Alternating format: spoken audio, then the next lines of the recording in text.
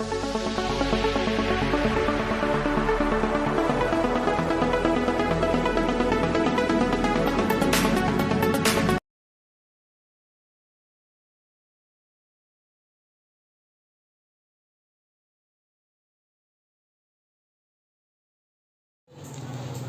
this is Veda from FOI Trade Education. இந்த வீடியோவில் வந்து நம்ம என்ன பார்க்க போகிறோம்னு பார்த்தீங்கன்னா, நிஃப்டி அண்ட் பேங்க் நிஃப்டி இன்னும் கண்டினியூஸாக இறங்க போகுதா, இல்லை இதனுடைய இறக்கம் எது வரைக்கும் இருக்கலாம், செப்டம்பர் மந்த் வந்து நம்ம என்ன சொல்லியிருந்தோமோ அதனுடைய டார்கெட் அச்சீவ்மெண்ட் பண்ணிடுச்சு. ஸோ அக்டோபர் மந்தில் நம்ம என்ன ஒரு ட்ரேடிங் டிசிஷன் எடுக்கலாம், ஸோ ஸ்விங் ட்ரேட் பண்ணுறவங்களுக்கு நம்ம என்ன ஒரு இந்த அக்டோபர் மந்தில் வாய்ப்புகள் இருக்குது அப்படிங்கிறத தான் இந்த வீடியோவில் நம்ம பார்க்க போகிறோம். இது வரைக்கும் நீங்கள் நம்ம சேனலை சப்ஸ்கிரைப் பண்ணலன்னா சப்ஸ்கிரைப் பண்ணிவிட்டு பெல் ஐக்கானை கிளிக் பண்ணிக்கோங்க. நாம் போடுற ஒவ்வொரு வீடியோஸஸும் அப்டேட் ஆகிறதுக்கு ஈஸியாக இருக்கும். முதல் விஷயம் நம்ம வந்து பார்க்க வேண்டியது என்ன அப்படின்னு பார்த்தீங்கன்னா, லாஸ்ட் 1 மந்தில் நிஃப்டி 50 ஸ்டாக்ஸஸில் வந்து என்ன பெர்ஃபார்மன்ஸ் நடந்திருக்குங்கிறத நம்ம மெயினாக பார்க்கணும். அந்த விதத்தில் வந்து 1 மந்தில் ஒரு டாப் கெய்னர் லிஸ்ட்டில் வந்து பார்த்தீங்கன்னா மெட்டல் ஸ்டாக்ஸஸ் வந்து நல்ல ஒரு ஃபோக்கஸ் கொடுத்துருக்கு. குறிப்பாக ஹிண்டால்கோ அண்ட் JSW ஸ்டீல், அதுக்கப்புறம் பார்த்தீங்கன்னா டாடா ஸ்டீல், இந்த மூணுமே வந்து நல்ல ஒரு பெர்ஃபார்மன்ஸ் கொடுத்துருக்கு. கிட்டத்தட்ட ஒரு 10% வரைக்கும் ஒரு அப்சைடு மூமெண்ட் வந்து இருந்திருக்கு.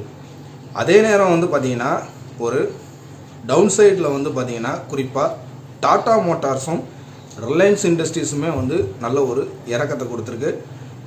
இந்த 5 ஸ்டாக்ஸஸுமே வந்து நம்ம என்ன பண்ணலான்னு கேட்டிங்கன்னா, நம்ம ஒரு வாட்ச் லிஸ்ட்டில் போட்டு வச்சுட்டு ஸோ இதை வந்து ஒரு அனலைஸுக்கு எடுத்துக்கலாம். ஆப்ஷனில் வந்து நம்ம ஒரு ஸ்டாக் ஆப்ஷனில் ஒரு ஸ்விங் எடுக்கிறதுக்கோ, இல்லை ஈக்விட்டியில் நம்ம ஒரு ஸ்விங் ட்ரேட் எடுக்கிறதுக்கோ. ஏன்னு கேட்டிங்கன்னா, ஏற்கனவே போன மந்த் ஏறின இந்த ஸ்டாக்ஸஸ் எல்லாமே கண்டினியூஸாக இன்னும் எவ்வளோ ஏறலாம், அதே நேரம் ஏற்கனவே இறங்கின ஸ்டாக்ஸஸ் எல்லாம் வந்து இன்னும் இறங்குமா, இல்லைனா இங்கேருந்து ஒரு புல் பேக் ஆகிறதுக்கான வாய்ப்பு இருக்கா, இதை நம்ம கண்டுபிடிச்சிட்டோன்னா எக்ஸாக்ட்லி அக்டோபரில் நம்ம ஒரு பக்காவான ஒரு ஸ்விங் ட்ரேடிங்கான பிளானை வந்து நம்ம செட் பண்ணிடலாம்.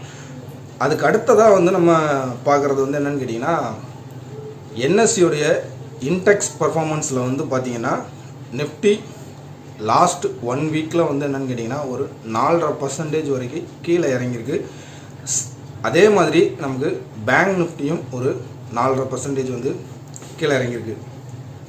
அதே மாதிரி நமக்கு வந்து NSEயோடைய செக்டார் வைசஸில் வந்து நம்ம பார்க்கும்போது பார்த்திங்கன்னா ஆட்டோ செக்டார் வந்து ஒரு 6%க்கு மேலே வந்து கீழே இறங்கியிருக்கு. ஃபின் நிஃப்டி குறிப்பாக 5%க்கு மேலே கீழே இறங்கியிருக்கு லாஸ்ட் 1 வீக்கில். ஸோ இதோடைய பெர்ஃபார்மன்ஸ் வந்து நெக்ஸ்ட் வீக் நமக்கு என்ன இருக்குது அப்படிங்கிறதையும் நம்ம பார்க்கணும். குறிப்பாக FIIஸோடைய மூமெண்ட் வந்து என்ன சென்டிமெண்ட்டில் அவங்க ட்ராவல் ஆகிறாங்க அப்படிங்கிறதையும் நம்ம பார்க்க வேண்டியிருக்கு. இப்போ வந்து நீங்கள் ஒரு நம்ம 2024 ஜனவரியிலேருந்தே வந்து பார்த்தீங்கன்னா FIIஸோட மூமெண்ட் வந்து என்னென்னு கேட்டிங்கன்னா ஒரு செல்லிங் சென்டிமெண்ட்லேயே வந்து இருந்தாங்க.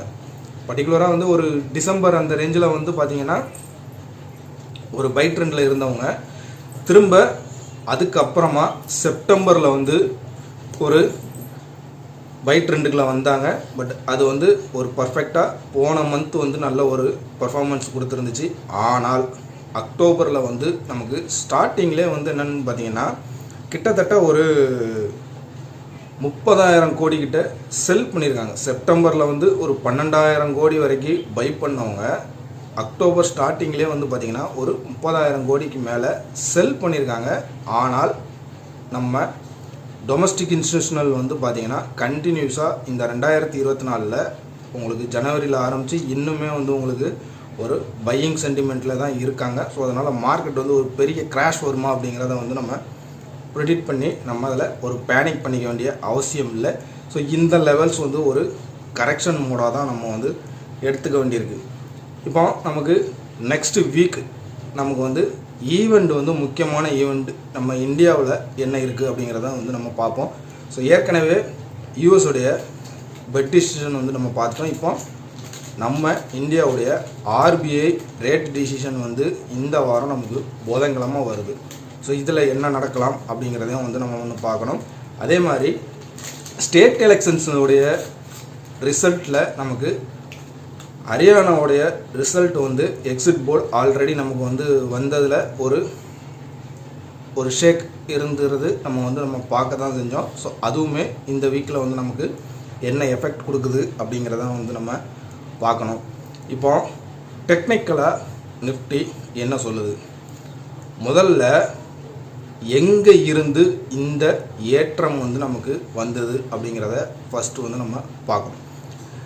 ஸோ ஜூன் மந்த் வந்து எலெக்ஷன் ரிசல்ட் வந்ததுக்கு அப்புறமா வந்து பார்த்திங்கன்னா கிட்டத்தட்ட 21,260 அப்படிங்கிற லெவல்ஸில் இருந்து இப்போ நமக்கு கரண்டாக ஒரு ரிவர்சல் ஆனது 26,278ங்கிற ரேஞ்சில் ரிவர்சல் ஆகிருக்கு. கிட்டத்தட்ட உங்களுக்கு ஒரு 5,000 புள்ளிகள் வந்து ஒரு 5 மாதத்துக்குள்ள உங்களுக்கு ஒரு நல்ல ஒரு அப் ட்ரெண்ட் வந்து நடந்திருக்கு. ஸோ இந்த அப் ட்ரெண்ட் வந்து கண்டினியூஸாக அப்படியே போச்சுதுன்னா அது வந்து மார்க்கெட்டுக்கு வந்து நல்லது கிடையாது. ஒரு சின்ன கரெக்ஷன் வந்து அதுக்கப்புறம் நமக்கு மேலே ஜம்ப் ஆச்சுன்னா தான் ஸோ ஒரு ஸ்டேபிலிட்டியான ஒரு மார்க்கெட் வந்து இருக்கும்.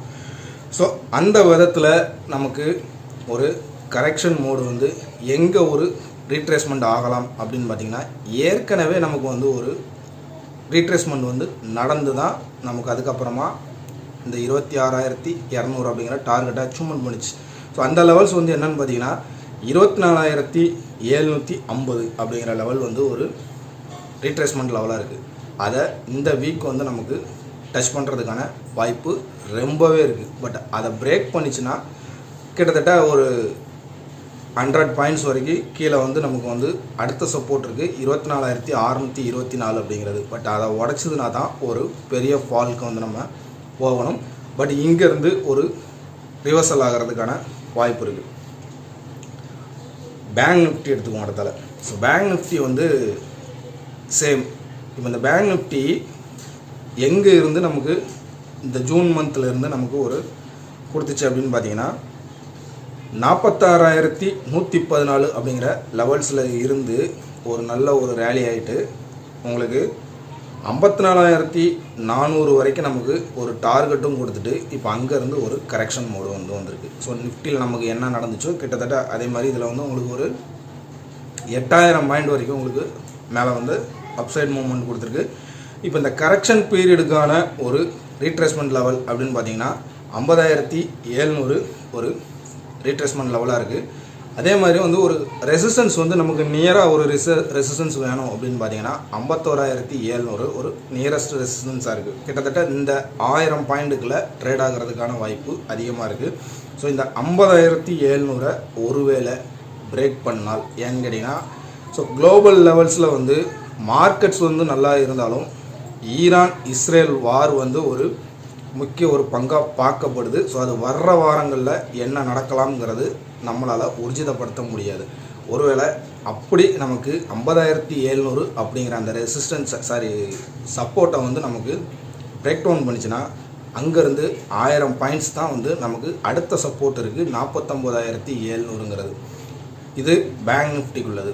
ஸோ ஒரு ரிவர்சல் ஆனால் அந்த இடத்துல நம்ம வந்து என்னென்னு கேட்டிங்கன்னா ஒரு பை என்ட்ரிக்காக வந்தோம்னா ட்ரை பண்ணலாம். நிஃப்டி இப்போ நிஃப்டியில் வந்து நம்ம ஏற்கனவே வந்து சப்போர்ட் பார்த்துட்டோம். ரெசிஸ்டன்ஸ் என்ன இருக்கலாம் அப்படிங்கிறத வந்து நம்ம பார்த்தாகணும். ஸோ நிஃப்டிக்கான ரெசிஸ்டன்ஸ் அப்படின்னு பார்த்தீங்கன்னா 24,750 ஒருவேளை ஒரு ரிவர்சல் எடுத்ததுன்னா 25,350ங்கிறது நமக்கு ஒரு நியரஸ்ட் ரெசிஸ்டன்ஸாக இருக்குது. அதாவது 25,350 டு 24,750 அப்படிங்கிறது நமக்கு இந்த வாரத்துக்கான ஒரு ட்ரேடிங் பீரியடாக நமக்கு இருக்கலாம். ஒருவேளை நாளைக்கு ஒரு அப்சைட் மூமெண்ட்டில் ட்ராவல் ஆச்சுன்னா 25,350 வரைக்கும் போயிட்டு அங்கேருந்து மறுபடி ஒரு இறங்கலாம். இல்லை நமக்கு ஓப்பனிங்லேயே வந்து நமக்கு ஒரு இறக்கத்தை கொடுத்து 24,750 வந்து ஒரு சப்போர்ட் எடுத்து அங்கேருந்து மறுபடியும் 25,350க்கு மேலே ட்ராவல் ஆகலாம். ஸோ ஒரு பொசிஷனாக நம்ம வந்து எடுக்கலாமா அப்படின்னு பார்த்தோம்னாக்கா 25,350க்கு மேலே நமக்கு வந்து ஒரு க்ளோசிங் நடந்தால் மட்டும், அதாவது வர்ற வீக்கில் ஒரு க்ளோசிங் நடந்தால் மட்டும் நம்ம வந்து என்னென்னு கேட்டிங்கன்னா ஒரு பொசிஷனல் வந்து எடுக்கிறதுக்கு ஒரு பெட்டர் சாய்ஸாக இருக்கும். ஸோ கொஞ்சம் வந்து இந்த வீக் நம்ம வெயிட் பண்ணி தான் ஒரு ட்ரேட் எடுக்கிறதுக்கு, பொசிஷனாக எடுக்கிறதுக்கு நம்ம வெயிட் பண்ண தான் செய்யணும். ஒன்று நமக்கு சப்போர்ட்டில் ரிவர்சல் ஆனால் எடுக்கலாம், இல்லைனா அந்த ரெசிஸ்டன்ஸை பிரேக் பண்ணலை, அங்கேருந்து ஒரு ரிவர்சல் காமிக்குதுன்னா நம்ம ஒரு ட்ரேட் எடுக்கலாம். ஸோ நம்ம டெக்னிக்கலாகவும் பார்த்துட்டோம், ஃபண்டமெண்டலாகவும் பார்த்துட்டோம். ஸோ ட்ரேடிங் டிசிஷன் வந்து குறிப்பாக இன்டெக்ஸில் நம்ம எடுக்கிறது இந்த வீக் ரொம்ப ரேராக வச்சுக்கிறது நல்லது. ஸ்டாக் ஆப்ஷன்ஸை வந்து ஃபோக்கஸ் பண்ணலாம், ஆப்ஷன் பையர்ஸ். ஸோ அதை தாண்டி கமாடிட்டி மார்க்கெட் வந்து நல்லாவே இருக்குது. ஸோ இப்போ இஸ்ரேல் ஈரான் இந்த வாரை வச்சு க்ரூட் ஆயில் வந்து இன்னும் ஒரு பெரிய ஒரு ரேலிக்கு போகலாம் அப்படிங்கிறது குளோபல் சென்டிமெண்ட்டாக இருக்குது. ஆப்ஷன் பையர்ஸ் வந்து நம்ம இந்தியன் இண்டிகேட்ஸில் வந்து நம்ம ஒரு ஃபோக்கஸ் பண்ணுறோமோ அதே இதை நம்ம கமாடிட்டிலையும் வந்து ஒரு சின்ன ஃபோக்கஸ் கொடுத்து வைக்கிறது ஒரு பெட்டர் சாய்ஸாக இருக்கும். கமாடிட்டியை பொறுத்த வரைக்கும் வந்து இப்போ இருக்கிற நமக்கு ஒரு நல்ல சான்ஸ் அப்படின்னு பார்த்திங்கன்னா க்ரூட் ஆயில் தான். அதாவது 6500 அப்படிங்கிற ஒரு நியரஸ்ட் ரெசிஸ்டன்ஸ் வரைக்கும் நமக்கு போகிறதுக்கான ஒரு வாய்ப்பு அதிகமாக இருக்குது. ஸோ அதுலேயே நம்ம வந்து ஃபோக்கஸ் பண்ணுறது தப்பு இல்லை. நம்ம இதில் மட்டும்தான் நம்ம வந்து ஃபோக்கஸ் பண்ணணும் அப்படிங்கிற ஒரு லெவலை வைக்காமல் ஸோ இந்த 3 ஸ்கிரிப்ட்லேயுமே வந்து நம்மளுடைய ஃபோக்கஸை வந்து பண்ணலாம். எதில் நமக்கு வந்து ஒரு வாய்ப்பு கிடைக்குதோ அதில் வந்து ஒரு ட்ரேட் எடுக்க ட்ரை பண்ணலாம். இந்த வீடியோ உங்களுக்கு பிடிச்சிருக்கும்னு நினைக்கிறேன். பிடிச்சிருந்துச்சுன்னா லைக் பண்ணுங்கள், நம்ம சேனலை சப்ஸ்கிரைப் பண்ணுங்கள், உங்களுடைய நண்பர்களுக்கும் ஷேர் பண்ணுங்கள். Thanks for the watch.